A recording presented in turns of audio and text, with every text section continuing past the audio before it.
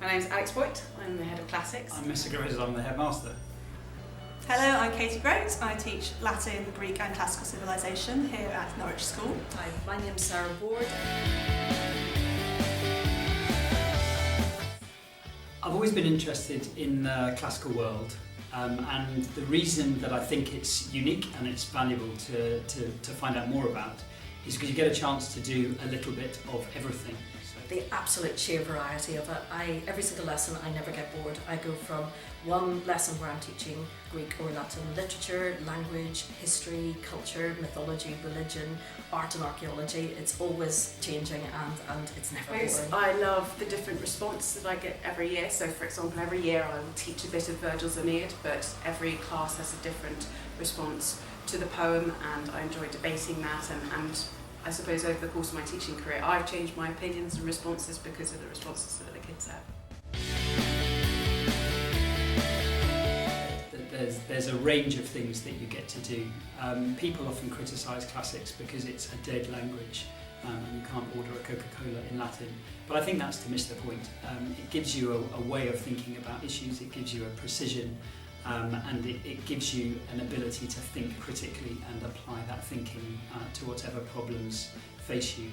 There are as many good reasons for studying classics as there are for studying English or history. You know, to know about our past. One of my lower six pupils talked about how mankind has this sort of innate need to know about our story, our narrative, and we find it interesting to learn about ancient civilizations.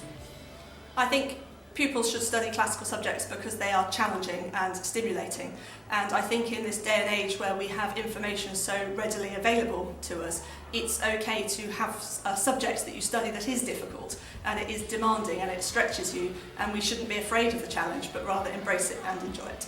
But it's one that just opens up a whole broader world in terms of your understanding of culture, humanities, arts. It's also one that's fantastic for anybody who's doing a range of subjects at universities. We have students who do go off to do economics and medicine and the sciences, as well as kind of the arts and humanities. I think we're a subject that covers all sorts of ranges. So when Hannibal and his elephants were crossing the Alps and invading Rome, the Roman army discovered, thankfully, that actually elephants, little known fact, are terrified of pigs. So what the Romans actually did was they covered the pigs in tar and then set the tar alight and then sent them against Hannibal's elephants. So the Roman army did actually use flaming pigs as a battle tactic. Well, there's one that I learned many years ago that I absolutely loved, which is where we think the origin of the Cyclops story came from. We're pretty sure now, archaeologists have had a look at bones of mammoths, and they're pretty sure that the origin of the idea of a monster with one big eye in the centre of its head was actually that they discovered mammoth skulls with its central trunk, which they interpreted as giants. I always tell a slightly unpleasant one to the younger children, that the Romans used urine as mouthwash, which I always think is quite disgusting.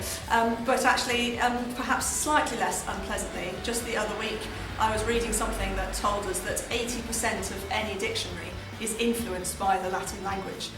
Well, this is quite a linguistic one, but the word for teach, both in Latin and in Greek. In Latin it's dokeo and in Greek it's didasko. They both take two accusatives, and that is because the thing that you teach and the person you teach it to are just as important. And that is right at the heart of what I believe schools are about, and it's been at the heart of my educational philosophy.